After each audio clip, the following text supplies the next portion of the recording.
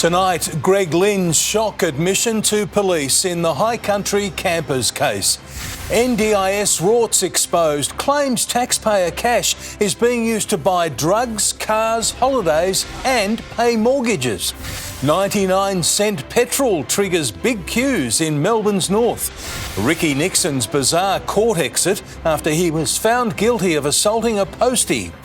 Gangland matriarch Judy Moran launches a bid for freedom. The latest live as an Eagles young gun takes on the AFL tribunal. And Neil Danaher pops into the pies ahead of the Big Freeze blockbuster. Live from Melbourne, 7 News with Peter Mitchell starts now. Good evening. Accused High Country killer Greg Lynn has admitted to police he stole cash from the dead campers after their fatal encounter. In a recorded interview, the former pilot told detectives he didn't come forward in part because he was worried about losing exclusive club memberships. In part 2 of a 3.5-hour police interview, accused High Country killer Greg Lynn made a shock admission, revealing he stole cash from 2 missing campers to buy fuel, just moments after the prosecution alleges he murdered them. At the time, I could see all options were bad and trying to cover it up might offer a glimmer of hope to have a normal life. The 57-year-old told Detective Sergeant Brett Florence he had a list of tasks to complete to hide evidence of his involvement in what he claims was a tragic accident at Bucks Camp. In the months that followed, Mr. Lynn says he cleaned his shotgun, removing any trace of Russell Hill. He sold the trailer used to dump the couple's bodies on Gumtree, saying he needed the cash in lockdown, and transformed his Nissan Patrol from dark blue to beige. When asked about his wife's reaction, he said it just needed a paint. It looked dreadful, so I was going to paint it anyway. The former pilot said he'd reached a really happy place in his life and coming forward would have been a disaster. I'm married with a family and they'd be upset if I came to you straight away. My career, the rest of my life, my memberships, the clubs I'm involved with, they are not invitation only, but there are interviews to get in. An event like that, I would have been instantly banned. That life fell apart 18 months later. The questions started to be asked and I started to get nervous that this plan was unravelling, and then you knocked on my door. Mr. Lynn said he had bruises on his body from the scuffle with Mr. Hill when he returned home, but his wife never asked about his camping trip because she was too distracted by the country going into lockdown. Detective Florence is expected to return to the stand tomorrow. Rochelle Brown, 7 News. The NDIS is caught up in bombshell claims that $4 billion of taxpayer cash is being rorted every year. It's been revealed that the money meant to provide care for our most vulnerable is being used to pay for illegal drugs, alcohol, cars and holidays. Rahana Memon worked as an occupational therapist, but her real occupation was defrauding the NDIS for $500,000. Caught in a police raid at her Western Sydney home, sentenced on Friday to 6 years jail. I loathe the criminals ripping off the NDIS. Speaking exclusively to 7 News, the NDIS minister concedes the massive extent of fraud is difficult to quantify. I don't know how big the iceberg is, so other people say 10%. That's more than $4 billion a year. I think $1 ripped off from a disabled person is disgusting. In Senate estimates, NDIS integrity boss John Dada revealing dodgy service providers are getting participants to withdraw thousands of NDIS dollars from ATMs for alcohol, gifts and drugs. You name it, it's on the list. So heroin, cocaine, speed. And that's not all. Just in the last week, a $20,000 holiday, a $10,000 holiday. We had a participant that bought a car, brand new, $73,000. The opposition attacking. Why is the minister allowed illegal drugs to be trafficked to Australia's most vulnerable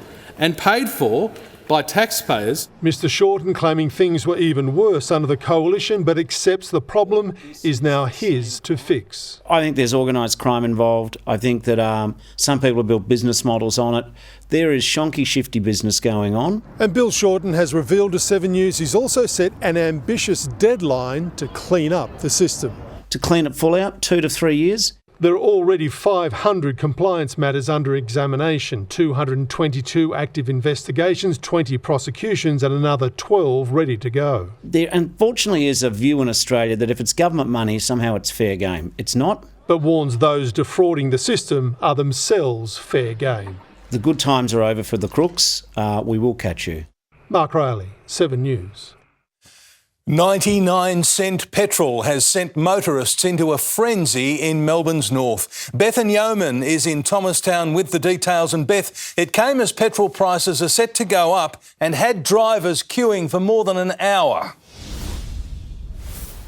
That's right, Mitch. More than 350 drivers lucked out today, scoring the cheapest petrol we've seen in a decade. The promotion drew motorists from all over Melbourne, banking up traffic for more than 2 kilometres. There was no catch, but not everyone got what they came for. Lining up for the deal of the year. This isn't like a miracle. It's going to help me immensely. Today, for 2 hours, motorists were given the opportunity to fill up their cars for just 99 cents per litre. I'm excited as hell, so happy, 99 cents. No matter what size or fuel type. An extra $200 in my pocket. This thing's nearly 200 litres. I've paid $144 and I'll usually pay $360. Some waited patiently for hours. Yeah, how long have you been waiting in line for? Since 2 o'clock. About 2 o'clock. About 2 o'clock, I think it was. Banking up cars along Mahoney's Road in Thomastown. Went flat sitting on the side of the road with me parkers on. But anyway, and I'm that desperate for fuel, I seriously need a tank of fuel. Others saw an opportunity to skip the queue, not wanting to miss out. I can't personally remember when I sent 99 cents a litre, but I thought it'd be just something that'd be nifty for the people. It is literally for people, you know, for day-to-day families come in and just relieve that stress off you guys. Much cheaper here than across the rest of the city. The average price in Melbourne today was more than 183 cents per litre. Melbourne right now looks like it's at the bottom of the cycle, so I'd be filling up now if I lived in Melbourne.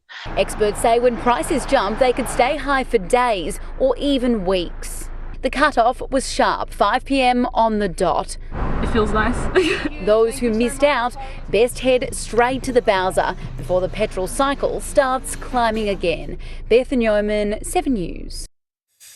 Victoria's bird flu outbreak has spread to a third location north of Geelong. Farm Pride Foods in Lethbridge has detected the same strain of the virus found on an egg farm in Meredith 10 days ago. Since then, nearly 400,000 birds have been culled. Farm Pride Foods says there are 120,000 chickens at its Lethbridge sites. Disgraced AFL player-manager Ricky Nixon has been convicted of assaulting a postie. The 61-year-old made a bizarre exit from the court after a magistrate rejected his side of the story. When it comes to courtroom exits, this isn't Ricky Nixon's first rodeo. Ricky, how are you feeling? Unbelievably good. And with his legal band back together, the 61-year-old arranged for a Blues Brothers-themed limousine to pick him up.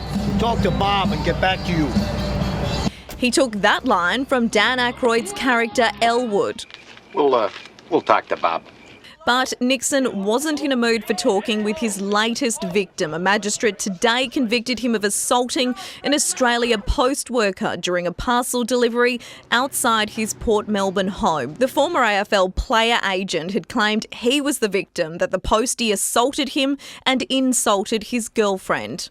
The magistrate dismissed Ricky Nixon's version of events completely, saying he was satisfied there was no reasonable basis to believe he needed to defend himself, also adding that the 61-year-old's testimony was not reliable or credible. It's the latest of many controversies, including an inappropriate relationship with a 17-year-old schoolgirl, pleading guilty to assaulting an ex-fiancé, and the sale of allegedly fake football memorabilia. He'll be sentenced later this month, but if it's giving him the blues... Talk to Bob and get back to you. He isn't showing it. Tyra Stowers, 7 News. A mother riding an e-scooter has been injured in an unprovoked attack on King Street. Cassie Zervos has the details. Cassie, she was taken out without warning. Well, Mitch, the attack on the Sydney mother has left her so scared she doesn't want to return to Melbourne ever again. The 48-year-old was riding a e-scooter along King Street at around 10 a.m. on Mother's Day. Police say this man put out his arm as she rode past with the assault, leaving her with bruises to her face and body. Police have released security vision of the man they're looking for. They say he was wearing a grey hooded jumper and black pants at the time of the attack. It could have ended so much worse if I, landed a different way on my temple or something like that, or if I fell backwards and hit my head the wrong way. It could have ended so much worse. Why me? What is it that made you want to do that to anyone? It's a random attack. There's no link between the victim and the offender, and the victim had no warning that was about to occur, so she couldn't defend herself. Anyone who recognises the man is urged to come forward, while the mother of two wants to thank the witnesses who rushed to her aid. Mitch. Cassie Zervos on King Street, thank you.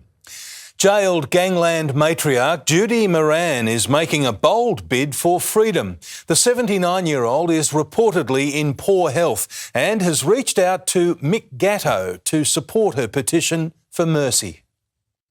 Judy Moran doesn't want to die in jail.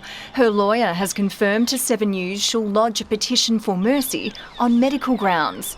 Mick Gatto wouldn't confirm or deny he was assisting the gangland matriarch after she reached out for support to find and fund a legal team. Under the Victorian Sentencing Act, a prisoner who is gravely ill can seek early release even before they're eligible for parole. You'd have to be pretty sick. In order for the Attorney-General to consider release, you would need to be sick enough where you're either close to death's door, or you would have to satisfy the department that there is no opportunity for that sort of medical assistance to be provided in jail. Judy Moran is serving at least 21 years for arranging the shooting murder of her brother-in-law, Des Moran. Her earliest release date is 6 years away.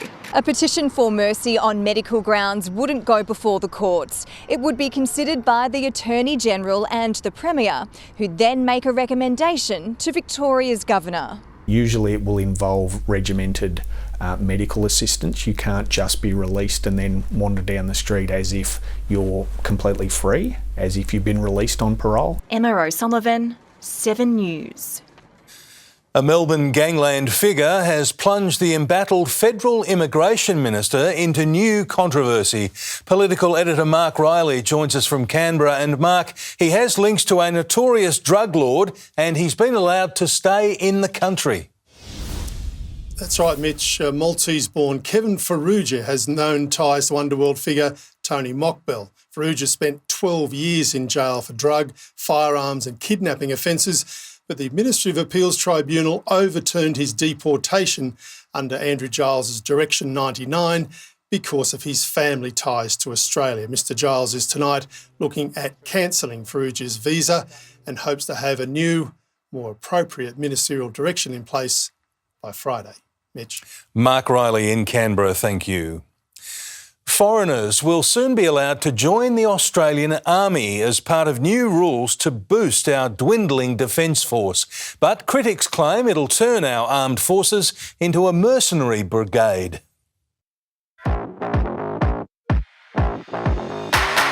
Despite the slick ads, the ADF is in a recruitment crisis. Currently it's about 4,400 people that we are down. Not enough Australians are signing up, so the government's expanding eligibility, allowing foreigners to serve. It's a significant crossing of the Rubicon today. From July, New Zealanders living in Australia can apply, and from January next year, citizens from the US, UK, Canada and later the Pacific, hoping to attract 350 people a year. As long as they've got the values of Australians and they actually want to defend the country, then I don't have a problem with this. Recruits must meet ADF entry standards, be permanent residents who've lived in Australia for at least a year before applying and not recently have served in a foreign military. In return, they'll be fast-tracked to citizenship, eligible after 90 days of service. But critics believe that cheapens the Defence Force and diminishes the notions of patriotism, service and sacrifice. It turns our armed forces into a mercenary force. People are going to be doing this for the benefits, not necessarily for the flag. This is a half-cocked, half-baked policy. But from others who've worn the uniform in battle, I actually don't think this is a bad idea. I think it's great to incentivise, service equals citizenship. Rob Scott, 7 News. Firefighters have been confronted by hundreds of dangerous snakes after a blaze broke out in a Kilsyth warehouse. The pet shop facility had more than 500 animals inside, including crocodiles and Australia's deadliest snake, the inland taipan. The owners just directed where they needed to go and to check which animals were obviously savable. And then start the process to remove them. I've been doing this for a long time, and this is a first for me, that's for sure. The fire is not being treated as suspicious. The Matildas are set for Paris after a triumphant win before a bumper crowd in the final friendly against China. They'll head to the Games with 4 Olympic debutantes on board and high hopes of a medal. For the Matildas assembled today, there were no surprises with the Olympic team announcement. Trailblazer Steph Catley. They were told days ago who'd made the cut. But there's still something magical about an oversized Qantas ticket, destination Paris. Obviously last Olympics we came fourth. We don't want to repeat that again. So many of the squad already household familiars. Injured Katrina Gorry wasn't here today but did make selection. It's a team with fresh faces, 4 players going to their first games, but also one with remarkable depth. 8 of them have done 3 games before. That is an Olympic milestone. Euphoria for them, heartbreak for others. Chief among them, goalie Lydia Williams. And Lydia Williams. The 19-year veteran will go to Paris, but only on standby. There's a chance last night's game was her last. And a standing ovation from 75,000. A record home crowd to farewell her, the perfect send-off for the team too. And it's Claire Wheeler, the smallest player on the pitch. 2-0 over China. That scores! The Matildas are ranked 9th of the 12 teams at the Games. First game against Germany, July 25. Chris Reason, 7 News. Collingwood won't have to look far for inspiration this round. Tim Watson, Neil Danaher popped into the Pies today. He did, Mitch. The Big Freeze gets bigger every year, and 10 years since its inception, the man himself stopped by Magpie HQ and had the players and coaches hanging on his every word. But as I have got older, I have realised that in life I have been very fortunate in so many ways. I have received many blessings, and it's worth reminding yourself when life circumstances don't work for you at different times of your life. So count your blessing has served as good advice for me. Also ahead in sport, Tigers superstar Dustin Martin absent from training. We'll tell you what it means for his 300th game. Aussie Alex de Minaur reveals his French inspiration after a stunning win at Roland Garros. So, Mitch, it's a big night at the AFL Tribunal with Harley Reid hoping to downgrade his suspension. Live details ahead. A big night ahead. Thank you, Tim. Next, the end of the line for P&O Cruises. Also, parents up in arms after primary schoolers were forced to listen to a song describing Captain Cook as the White Devil. The new multi-million-dollar law court sitting empty in Melbourne's west. How Kyle and Jackie O fared in their first Melbourne ratings test. Later, the robots racing to replace humans at work. Also unpacking bargain fruit and veg items for winter. 2 special reports. And there's more grey on the way, but things look up to end the week. I'll have full details shortly. All Victorian government schools have been struck by a major internet outage. The technical fault emerged on Sunday, forcing more than 2,700 schools to switch to an alternative network. A number of schools are still experiencing issues which are being resolved on a case-by-case basis. Premier Jacinta Allen and her deputy have put on a united front just days after reports of a rift over the suburban rail loop. Ben Carroll says he's right behind the $35 billion project, despite MPs claiming it delivers nothing for voters in the north and west. After a week of speculation that the Premier and her deputy were at odds, the Allen government put on a warm and friendly front. Ben Carroll then enthusiastically knocked back claims he's against the state government's golden project, the suburban rail loop. I am supportive of the project. We have taken suburban rail loop to 2 elections. It is government policy. That answer earning him a pleasing nod from the boss.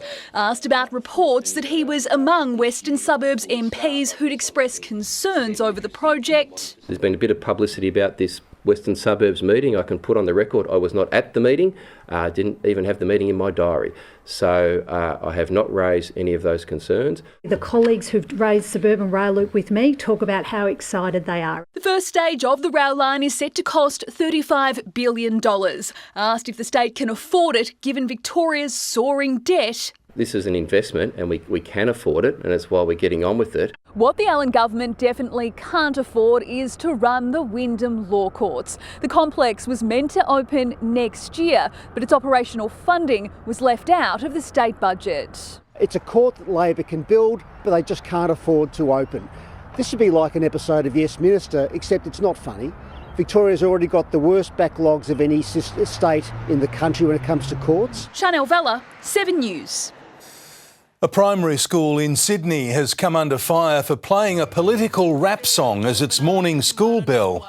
The tune has violent lyrics referring to white devils and killing Captain Cook. I checked the song after I received the email. It's not proper for the kids. I actually quite like the song, find it quite catchy.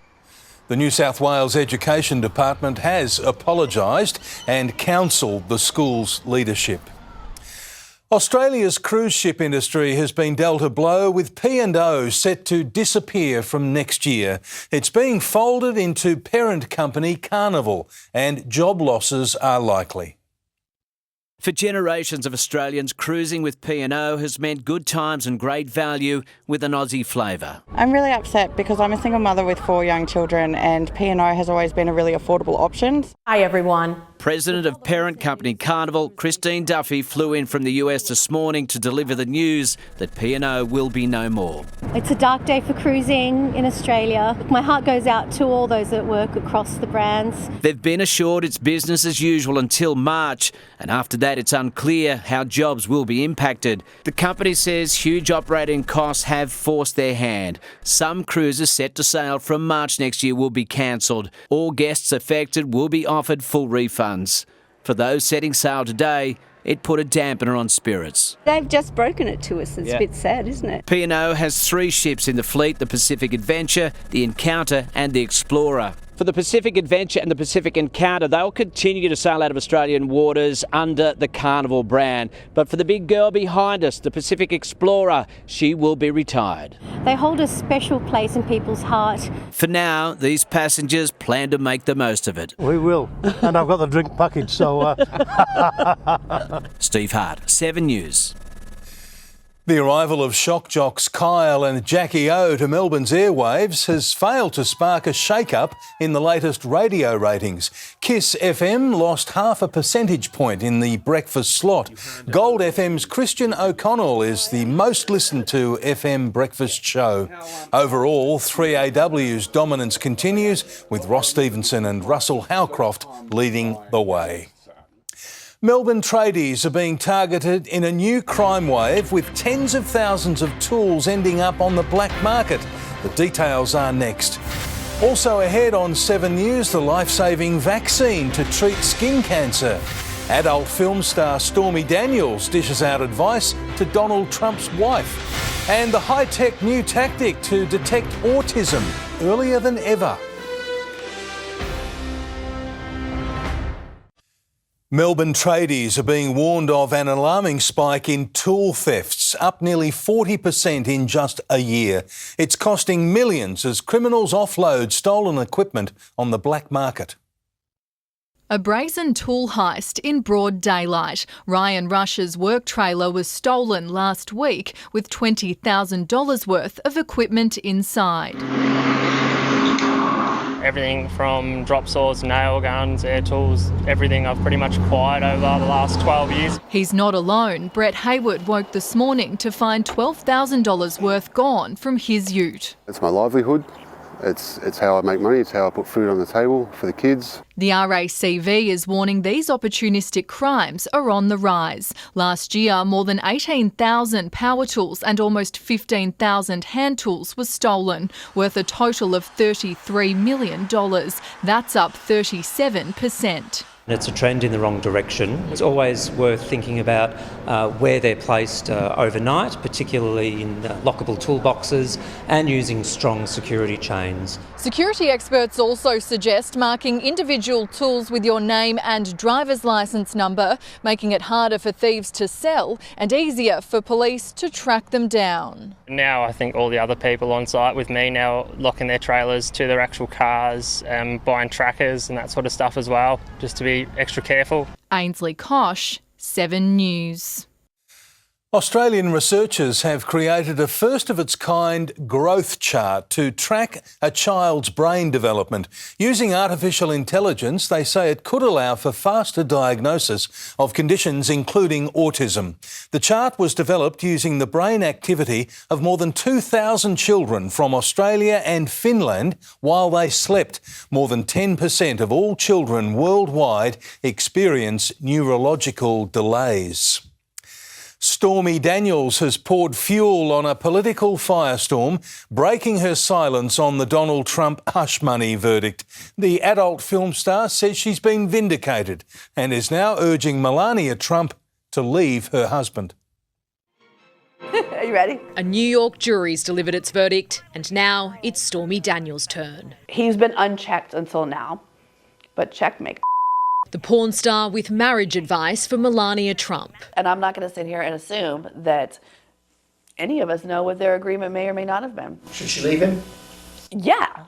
On the grounds of what? He's a convicted felon? During the 7-week trial, the former First Lady was conspicuously absent, maintaining her silence. How's Melania doing? She's fine, but I think it's very hard for her. Sleeping around or like having an open marriage, I'm not saying they did or didn't because I don't know. None of us know. She could have a hot pool boy locked up in the garage for all we know. Ms. Daniels' evidence was crucial in helping a jury convict Trump on 34 charges, finding he covered up hush money payments to the porn star ahead of the 2016 election. The money to keep her quiet about an alleged affair, a sexual encounter the former president denies. I'm obviously glad of the verdict because in a way, it also proves that I was telling the truth. Speaking with a British newspaper, Daniels says the former president should be punished with jail time and gave her thoughts on his campaign for the White House again. He's lost complete and utter touch with reality. In the United States, Miley Hogan, 7 News. One of the leading voices behind Brexit has launched a political grenade on the UK election campaign. In a major backflip, Nigel Farage has announced he's running as a candidate and taking over the leadership of the Reform Party. What I intend to lead is a political revolt. Yes, a revolt. A turning of our backs on the political status quo. Reform is expected to take votes from Prime Minister Rishi Sunak's Conservative Party. And votes are being counted tonight after more than 642 million Indians hit the polls in the world's largest ever election. Prime Minister Narendra Modi is on track to win, claiming a third consecutive term in office with his Nationalist Party. Time now for a check on the markets with finance editor Gemma Acton. Thank you. It was an underwhelming day in the markets, with the ASX 200 drooping as the day went on. That's as energy stocks took home the wooden spoon. The Aussie dollar continues to build on its strength. It's now buying around 66.6 US cents, while oil prices have dipped to a 4-month low. And when Godfrey's collapsed in January, it owed $45 million to creditors. Today they heard they'll be getting none of that back. It is a slightly better story for employees, who'll receive at least 73 cents for every dollar they're owed. 26 potential buyers had expressed interest in the 90-year-old vacuum cleaner retailer, but all potential deals have now fallen through. Thanks, Gemma. A new melanoma vaccine has been found to halve the risk of cancer returning in new clinical trials. Developed by Moderna, the mRNA jab was given to patients in conjunction with an immunotherapy drug over 3 years. It's been described by Australian of the Year and the study's chief investigator, Professor Georgina Long, as the next penicillin moment in cancer research. The next round of trials gets underway soon. Melbourne shoppers are in for a surprise as the winter weather takes a toll on fruit and veg prices. Details are next. Also coming up, the new robots racing to replace humans in the workforce. The hunt for a rogue truck driver after a Tesla sideswipe. And in sport with Tim, Dustin Martin put on ice ahead of his milestone moment. Guards at Victoria's biggest maximum security prison have walked off the job after pay negotiations broke down. Dozens of workers abandoned their posts at Port Phillip Prison today in an escalation of industrial action. So far, we have not had a new offer from the employer, and as a result, further industrial action is being contemplated. Workers have knocked back a 3.8% pay rise. Nearly $10 a punnet for strawberries has got supermarket shoppers seeing red. But growers say we're in a transition time for fruit and veg. Katrina Blowers has more.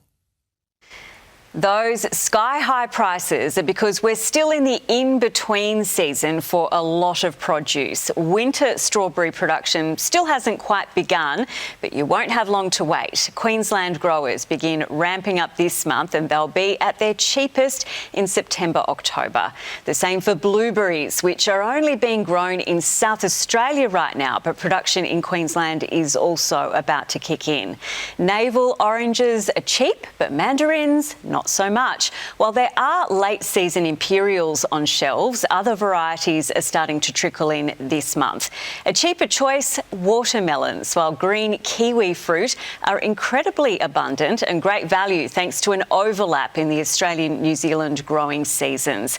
The divisive Brussels sprout is also a budget buy thanks to a huge season from Victoria and South Australia, as are eggplants. For everything else, wait a month or two for less produce pain at the checkout. Thanks, Katrina. A Tesla driver has been run off the road by a truck in an alleged hit-run near Caroline Springs. The collision happened early this morning as the Tesla attempted to overtake the truck in the city-bound lanes of the Western Freeway. Then he hit me and I had nothing else to do but sort of try to fight it and try to stay in control. The passenger side of the Tesla has been left a crumpled wreck. The owner fears his car will be a write-off. The robot revolution has arrived, with China's latest invention turning heads. So advanced it can climb stairs and carry heavy objects. And it's coming to a workplace near you. Robots, once the stuff of science fiction. These aren't the droids you're looking for. Now science fact, and this latest one takes some beating. It's called H1, developed by China's Unitree company. 1.8 metres, 50 kilos. It can walk and run at up to 12 kilometres an hour, climb stairs, navigate obstacles, carry heavy loads, backflip, even dance. I'm a robot. They don't have opposable thumbs yet, but that's coming along with an AI brain.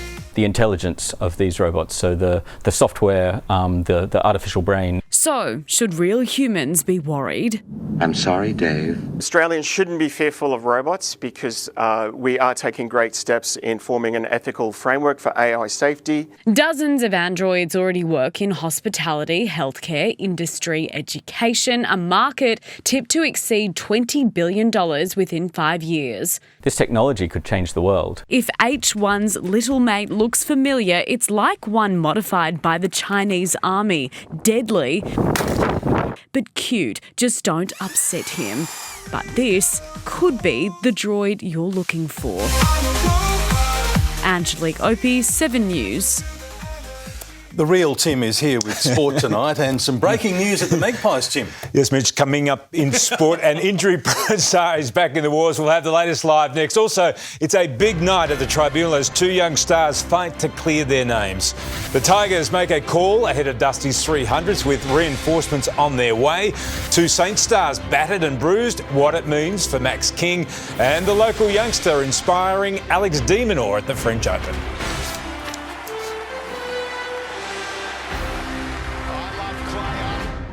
Tonight's edition of The Nightly is out now. Australia's only digital newspaper to drop nightly. And it's free, delivered to your pocket every weeknight. Spend your night wisely. Free at thenightly.com.au. Welcome back. Star Collingwood forward Jamie Elliott is facing another 2 months on the sideline. Theo Doropoulos, the Pies are hopeful he'll return before September. OK, we seem to have lost Theo there. Illness has ruled Dustin Martin out of this week's clash with the Crows in Adelaide, but there is a silver lining with the triple Norm Smith medalist now set to play his 300th game at the MCG.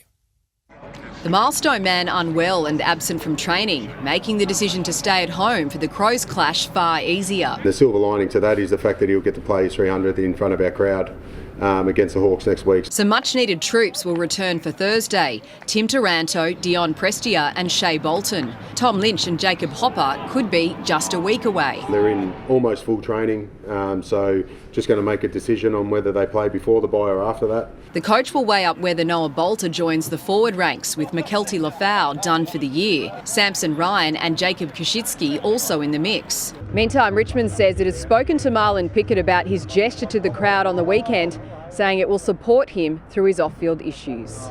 He's hurt himself, he's copping abuse from the crowd, and he has copped a little bit the last few weeks from the crowd. It's obviously not the way that we want him to respond, but we can understand the reasons why. Saints skipper Jack Steele is bruised but upbeat from the weekend's win, as St Kilda sweats on the fitness of Max King, the star forward in doubt after jarring his knee. A little bit ginger, but no structural damage or anything like that, so I think, we'll just see how he pulls up as the days go on. Rowan Marshall joined King in a lighter session after his knock to the head. The club says he's fine to face the Suns, but confusion remains over the on-field handling of the incident. I know in other codes they sort of stop play like it's a bit of a blood rule type incident, so maybe that's something to look into. I think there's something that can change from that aspect. At the Cattery, Patrick Dangerfield is a test to return against the Swans, but Geelong coach Chris Scott is weighing up whether to wait until after their bye next week to be cautious. And Darcy Parish's return from a calf has been pushed back from round 16 to round 18 for the Bombers. Mason Redmond should only miss 1 week with a hamstring.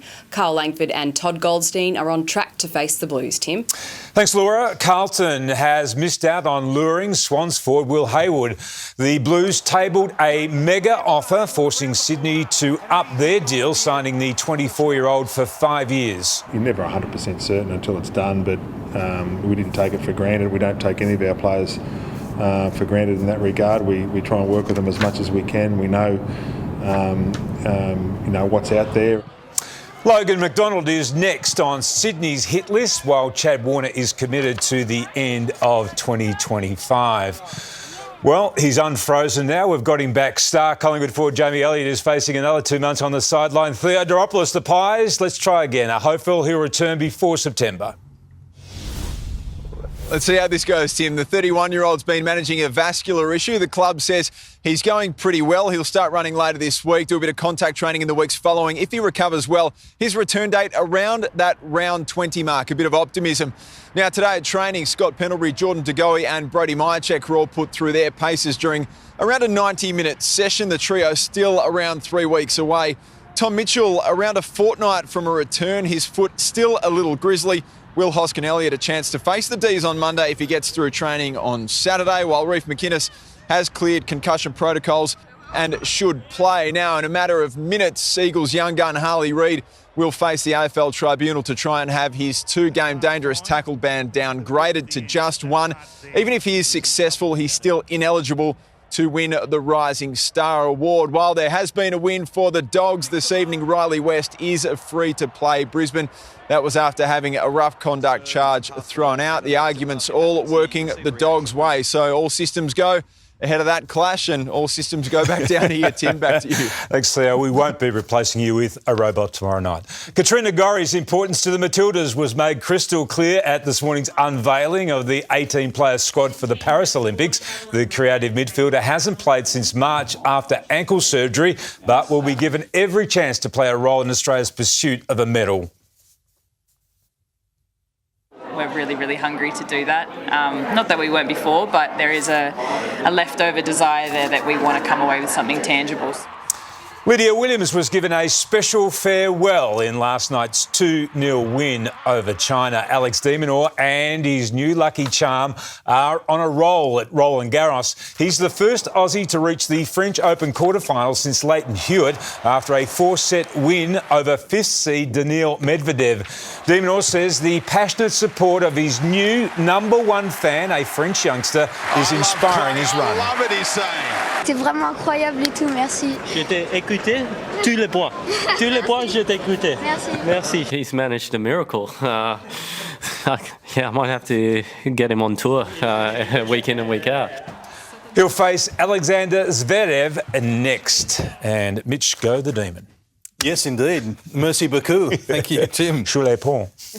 Jane Bunn is next with the forecast. And Jane, we're having a rather gloomy week so far. If I knew what French was for gloomy, I'd let you know, Mitch. We are set for another cloudy one tomorrow. The end of the week does look a little nicer. I'll have full details next. The new chronic pain plan. 5 surprising trigger points you never knew you needed to treat. Plus, instant savings at the checkout. The new rewards points offers for Melbourne's supermarket shoppers. See you in the morning. Melbourne's DIY disaster epidemic. Home improvements, leaving owners with a house of horrors. The top 5 reno projects that are turning into expensive mistakes. We were lucky to go over 15 grand. Plus, the simple drops helping to save eyesight. 7 News at 6. Hello again. The grey sky is fitting for the first week of winter, but things should improve a little in a few days. The grey is hanging over the Melbourne area, producing a rather gloomy day. Just a hint of sun at times, quickly turning back to that grey. The city began on 7, only briefly reached 13.8. The cloud is cloud on ground up in the Dandenongs, and the fog and drizzle in that it only reached 8.8 there. That's their coldest day so far this year. Otherwise, 13 to 14 and just 12 at the airport. The cloud is coming down from the northwest. Now, this was another moisture-laden, juicy northwest cloud band, but it fizzled as it reached the eastern states with a light spit of rain out there, if anything at all. In Victoria, it was a cold start to the day and really struggled to warm up from there under that cloud. Parts of the northwest only just reached double figures. Some were only 9.5. Here's the big cloud band, but thanks to high pressure, it disintegrated as it came into the east. But the trough driving it still has energy. Once that reaches the warm waters of the Tasman Sea, things will ramp up once again. A low forms here later on tomorrow, with more heavy rain for those nearby. Meanwhile, the next rain system approaches the west. Big falls there, but that is where it peaked, and so it slides southwards with only a little bit for Victoria on the weekend. Meanwhile, southeast New South Wales, they are in the firing line. There it is for the heavy rain from this next easterly and low. More coming here into Gippsland. East of Bairnsdale, there may be another 20 to 70 millimetres, mainly on Thursday and Friday. Our next chance for better rain statewide is mid next week. Now, not as much as eastern Gippsland saw, but something handy. This is a full week away. It is mid next week. Around the nation tomorrow, sunshine for Brisbane. Sydney's dry for much of the day, rain slowly developing later. Canberra's rain begins mid-afternoon. It's drying in Adelaide and sunshine for Perth in between their rain systems. To Victoria, the cloud breaks up in the west and north. There is the risk of frost. Cloud continues across the southeast, generally dry during the day. All the rain is in southeast New South Wales, a little coming into Gippsland at night. Closer in for yet another grey day. I can't rule out a light spit of rain, but should be mainly confined to those near the northern and eastern ranges. Grey, but we may rise 1 degree higher than today, briefly reaching 15 or the higher 14 point somethings. Their slightly warmer temperatures arrive on Thursday and Friday, 3 degrees above average, a mix of sunshine and some cloud. But there's a little bit of light spit of rain coming in, particularly into Saturday. The next wet day is Sunday, lots of showers passing through, and then very wet next Tuesday and Wednesday. Grey again tomorrow, only just reaching a top of 15, Mitch. OK, Jane, thank you very much. And that's the way it is this Tuesday, the 4th of June. Thanks for your company. For now, from the 7 News team, good night.